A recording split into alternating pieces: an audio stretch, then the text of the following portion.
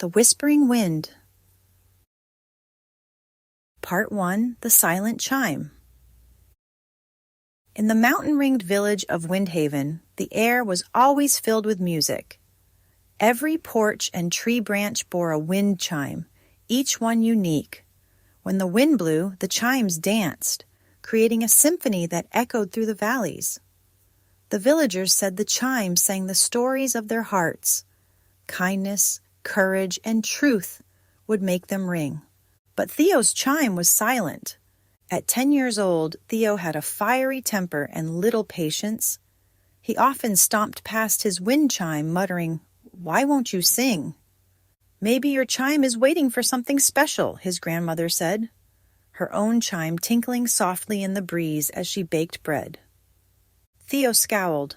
"I don't want to wait. It's broken and it doesn't even matter." His grandmother's eyes twinkled. "Chimes only sing when the heart listens, my boy. You can't force them." Theo didn't believe her. What good was a silent chime in a village where everyone's chime had a melody? Even his baby sister's chime jingled sweetly when she laughed. Part 2. The Stillness. One morning, Theo woke to an eerie silence. The familiar melody of Windhaven was gone.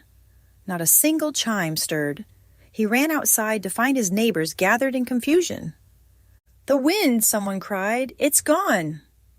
Theo's grandmother joined the crowd, her face serious. "The whispering wind has carried our music for generations," she said. "Without it, our village cannot thrive." Theo tugged at her sleeve. "What happened to it?" She shook her head. "The whispering wind comes from the heart of the hills, far beyond our village. If it's gone silent, we must find it." The villagers murmured nervously. The journey to the heart of the hills was long and dangerous. Theo stepped forward. "I'll go." "You?" said the baker, raising an eyebrow. "You can't sit still for 5 minutes, let alone climb the hills." Theo bristled but held his ground. "I can do it. I'll bring the wind back." His grandmother knelt and placed her hands on his shoulders. "Then listen carefully, Theo. The whispering wind doesn't answer to noise or impatience. You must find it by listening with your heart." Theo didn't entirely understand, but he nodded. With a pack of supplies and his silent chime around his neck, he set off. Part 3. The Forgetful Squirrel. The hills were steep, and Theo was soon huffing and puffing. As he paused to catch his breath, a small voice squeaked, "Excuse me, did you see where I put my acorn?" A plump gray squirrel bounded toward him, her tail twitching nervously. "I haven't seen any acorns," Theo said, annoyed. "I'm kind of busy." "Oh, I'm sorry," the squirrel said. "I lose things when I'm nervous. My name's Pip. Where are you going?" "The heart of the hills," Theo replied, starting to walk again. Pip scampered after him. "That's dangerous, but if you're going, I'll come too. 2 heads are better than 1, even if one forgets things." Theo sighed, but didn't argue. Pip's chatter was annoying, but he couldn't deny that her company made the climb less lonely. Part 4. Myrtle's Wisdom. At the edge of a rocky cliff, Theo and Pip found a wise old turtle named Myrtle basking in the sun. "Well, well," Myrtle said in a slow drawl. "What brings young ones to my ledge?" Theo explained their quest. Myrtle listened carefully, then said, "The whispering wind is no ordinary breeze. To find it, you must give more than you take. Are you ready for that?" Theo frowned. "Give what?" Myrtle chuckled. "That's for the wind to decide." She offered to guide them through the treacherous thorn hollow. "But patience is the price," she said. "I don't move quickly." Theo groaned inwardly, but agreed. As they crossed Thorn Hollow, Theo found himself holding back his frustration, waiting for Myrtle's deliberate steps. To his surprise, his silence seemed to calm Pip, who was usually jittery. It wasn't much, but for the first time, Theo felt a flicker of warmth in his chest. Part 5. Professor Nimbus. On the far side of Thorn Hollow, the trio reached a curious workshop perched on a cliff. Gears and pipes whirred and hissed, and a tall, wild-haired man with goggles burst out the door. "Welcome, travelers," he boomed. "I'm Professor Nimbus, inventor extraordinaire." Theo explained their mission, and Nimbus's eyes lit up. "Ah, the whispering wind, a worthy quest. You'll need this." He handed Theo a small, delicate device, a wind compass. "It will point the way, but only if your heart is clear." Theo took it, but the needle spun wildly.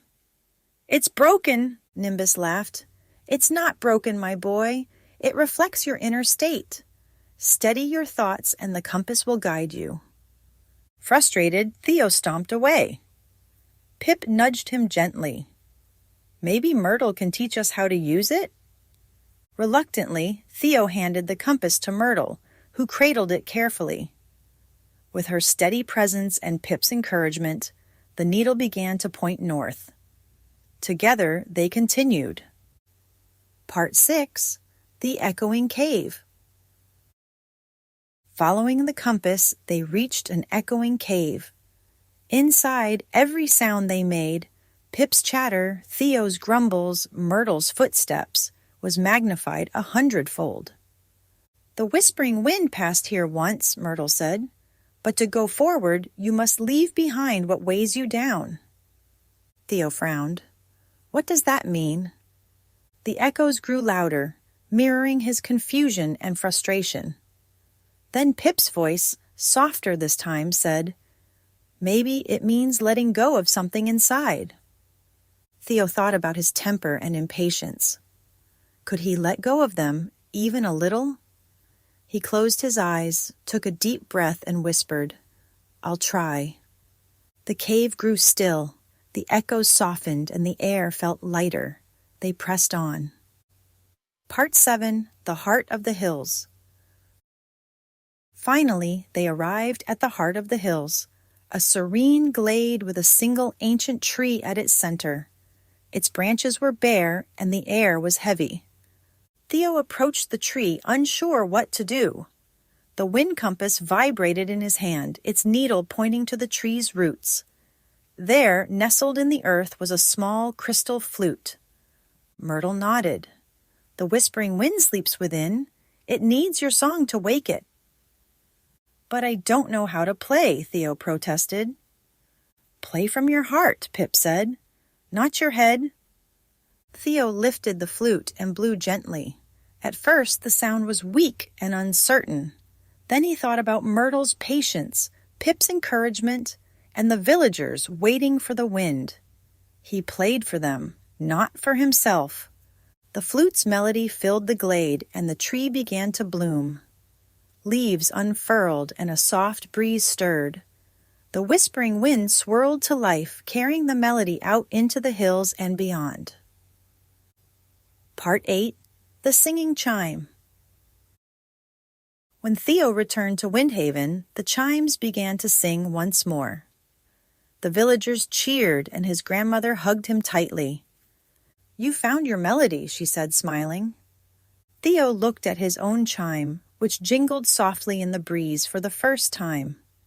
He realized it wasn't broken, it had simply been waiting for him to listen. As the music of Windhaven filled the air, Theo felt something he hadn't before: harmony, not just with the wind, but with the people and world around him.